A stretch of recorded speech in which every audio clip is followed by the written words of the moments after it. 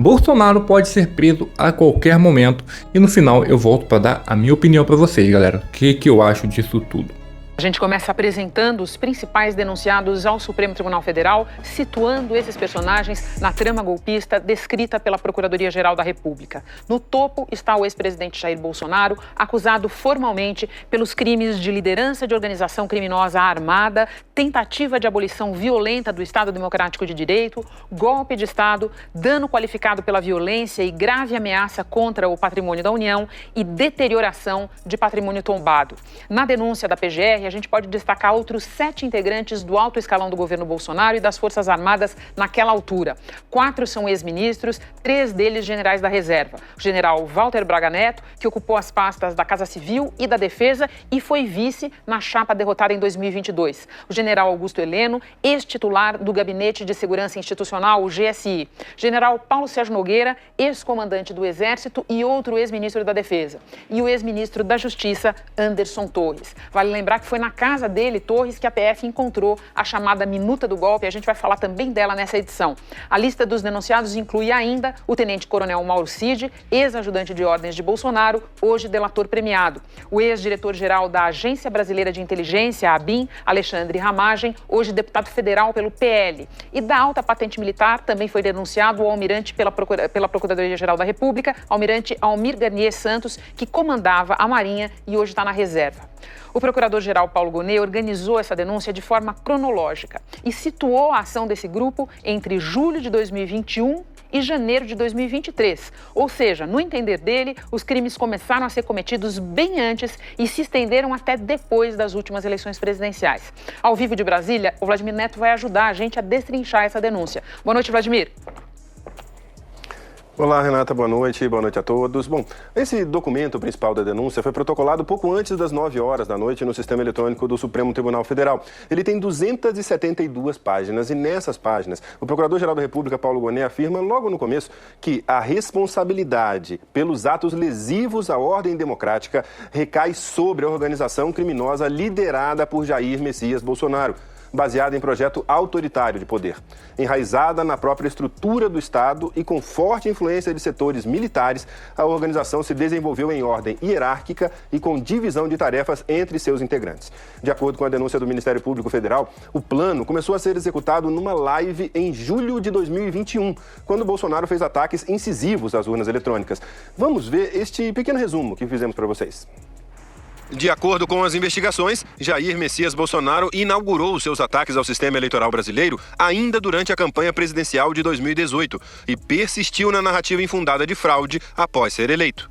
Mas os pronunciamentos, que até então aparentavam ser pontuais e insuficientes para afetar significativamente a opinião pública, ganharam contornos massivos e contundentes a partir do dia 29 de julho de 2021, quando o então presidente da República realizou transmissão ao vivo nas dependências do Palácio do Planalto. Nesse momento, diz a denúncia, as pesquisas já apontavam a queda da popularidade do governo de Jair Messias Bolsonaro e a liderança do candidato da oposição. A possibilidade de derrota fez com que a organização criminosa se antecipasse, escalando os ataques às urnas eletrônicas.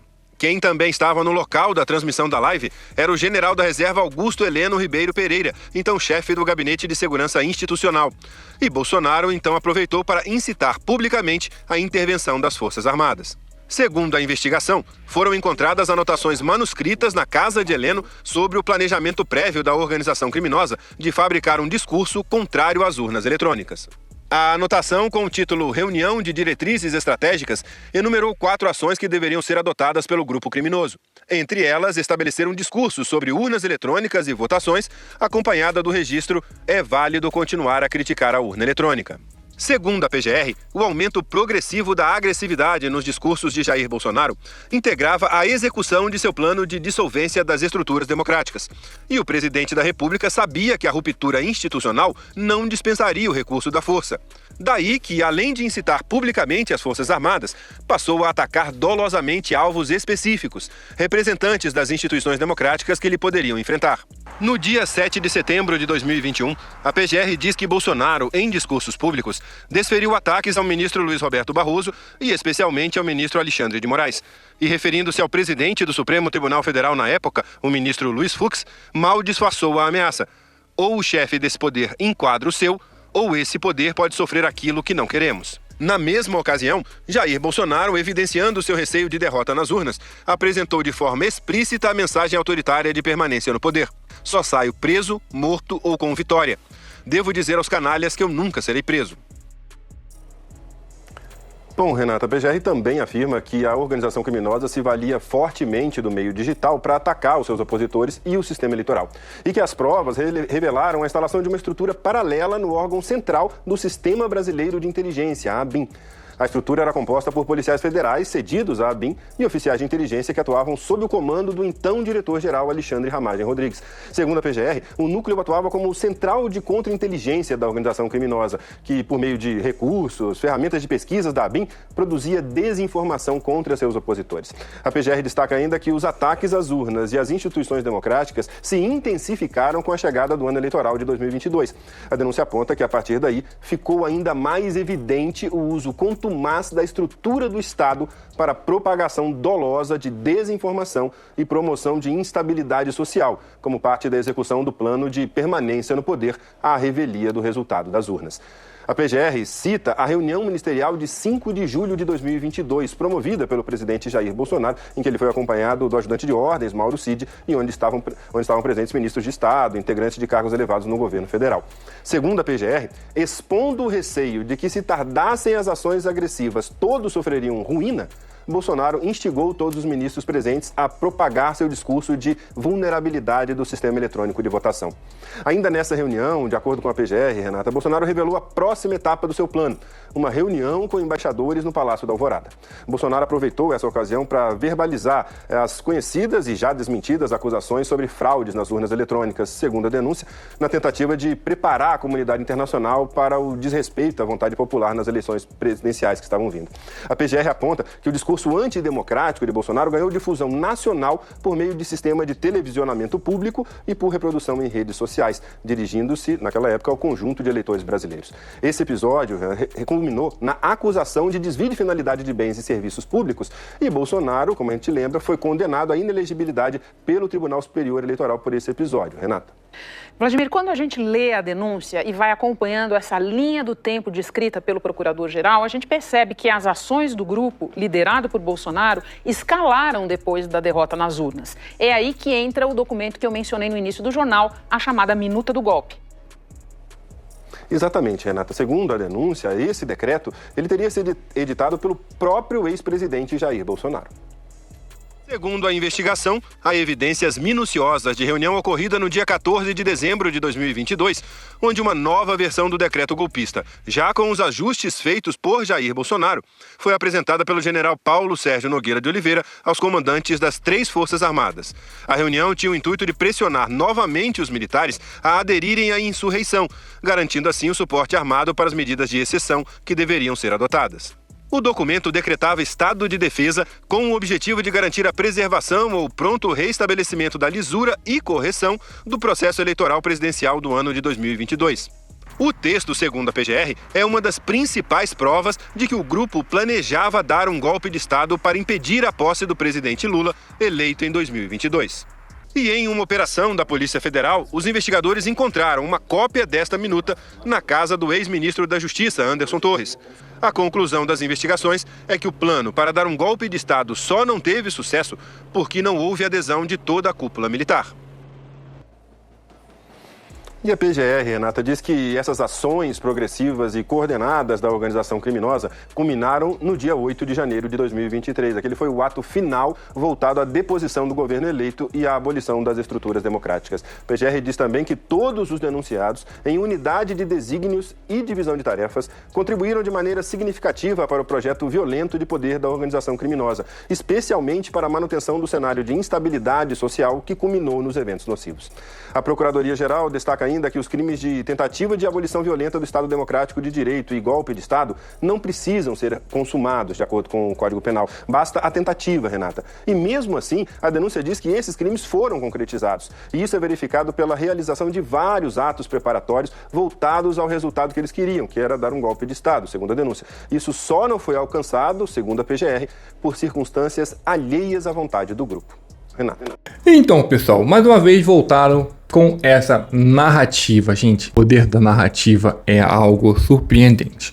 A mídia fez isso durante toda a sua existência. Só que antes a gente não tinha internet para a gente poder confrontar as narrativas diante. Se a mídia tá falando, se a Globo tá falando, a Globo, que era a maior do país, então a gente, você passou na Globo que fulano, pode botar um cara feio, gente, pega aqui teu amigo feioso, se a Globo fala que ele é um galã, ele vira um galã, as pessoas vão olhar ele como um galã, porque a narrativa, a Globo tá falando. Só que hoje em dia, pessoal, a gente tem a internet pra gente ver o contrário do que a mídia fala. E tá mais do que claro que essa mídia é vendida e tem seus próprios interesse, ok? Eu acho que contra isso ninguém tem dúvida. Independente se você é de esquerda ou de direita, você sabe que isso é verdade, tá? Independente se você é Bolsonaro ou se você é Lula, eu acho que a pessoa tem que ter um pingo de bom senso para entender o que é verdade e o que é manipulação. Porque tem gente que sabe que é manipulação, que é mentira, mas mesmo assim defende porque é do seu interesse. Isso pra mim é mau caratismo, é hipocrisia, entendeu? É falta de bom senso. Você mostrar pra pessoa que 2 mais 2 é igual a 4 e a mídia fala que é 5 e a pessoa vai falar que não, realmente é 5 só porque lhe convém. Tá? Eu só vou acreditar se realmente acontecer e ver provas concretas do que realmente Bolsonaro fez parte desse golpe. Bolsonaro foi acusado sobre a Marielle. Bolsonaro foi acusado do negócio da pandemia lá. Ele falava da cloroquina. A cloroquina ficou mais que claro que é eficaz para a saúde. Se muita gente tivesse tomado cloroquina naquela época, estaria vivo até hoje. Ele não foi a favor da vacina. Criticaram, caíram em cima dele. Algumas vacinas já caíram. Janssen, se não me engano, a AstraZeneca já foi descartada, não pode mais tomar porque causa trombose, causa síndrome de Guillain-Barré. Inclusive eu conheci um cara que foi vítima dessa síndrome, que é um cara super saudável e hoje ele é cadeirante, está se recuperando com essa fisioterapia, graças a Deus. Um certo dia ele falou que estava dormindo, era saudável, acordou sem conseguir piscar, sem conseguir mexer nada. E logo depois de tomar a vacina, ele disse que uma empresa que eu não posso citar o nome, aqui do Rio de Janeiro, de medicina, fez os exames dele e deu causa desconhecida. Mas ele tem certeza de que foi a vacina. E já teve outros casos que pessoas sofreram também dessa síndrome após tomar a vacina, ok? Então foi comprovado que a vacina causa muito efeito negativo nas pessoas, mas te empurraram a goela abaixo, porque fizeram disso guerra política, ok? Não estou dizendo que Bolsonaro é inocente ou não, mas quero ver provas concretas do que realmente aconteceu. Uma coisa que eu não entendo é o seguinte, ele teve a chance de... o povo estava nas portas dos quartéis pedindo ali intervenção militar e ele não fez, ele saiu de boa. Entendeu, gente? E hoje nós estamos vendo o governo Lula indo de mal a pior, com o preço da carne nem fala, e o ovo a R$30, gente. Imagina você comprar 30 ovos por R$30. Tá saindo R$1 a cada ovo, o que é um absurdo. E todos estão vendo que provavelmente o Lula, até um petista que tem um pouco de bom senso, não vai votar no Lula em 2026. Se o cara tiver bom senso, ele não vai votar no Lula, porque o governo tá indo de mal a pior, entendeu? Aqueles que é fanático, que votam no Lula independente de qualquer coisa, isso aí não importa o que o Lula faça, o que o Lula diga, que o ovo pode estar R$100, que ele vai continuar votando no Lula do mesmo jeito. Então, eles voltaram agora de novo, quase chegando às eleições, com essa guerra de narrativa. Por quê? A pessoa que ela não se informa, ela não busca a verdade, eles vão cair em cima, vão acreditar no que a Globo está dizendo, entendeu? Vamos aguardar os próximos episódios, tá? Lembrando que quem fez essa denúncia toda, tá delatando o Bolsonaro aí, é o Mauro Cid, que era ex-tenente, se não me engano, do Bolsonaro, andava com ele assim, e ele pediu assim, eu quero 2 anos, se eu for preso eu quero ficar 2 anos só, entendeu? E eu quero que devolva o dinheiro da joia lá, para ele, pro pai dele lá, da situação que aconteceu. Só que, gente, ele não é bobo. Se ele Aí eu acho que aceitaram a delação dele. Se ele ficar preso 2 anos, esses 2 anos pode ser convertido em pena auxiliar. Ou seja, o cara nem pra cadeia vai. Entendeu? Então, como interessa, não importa se ele vai ficar livre ou não. O objetivo maior é pegar o Bolsonaro. Então, eles dão a delação premiada, dão benefício para essas pessoas. Vamos aguardar os próximos episódios para ver. Eu sou o Marlon, esse aqui é o canal Curiosidades em Alta.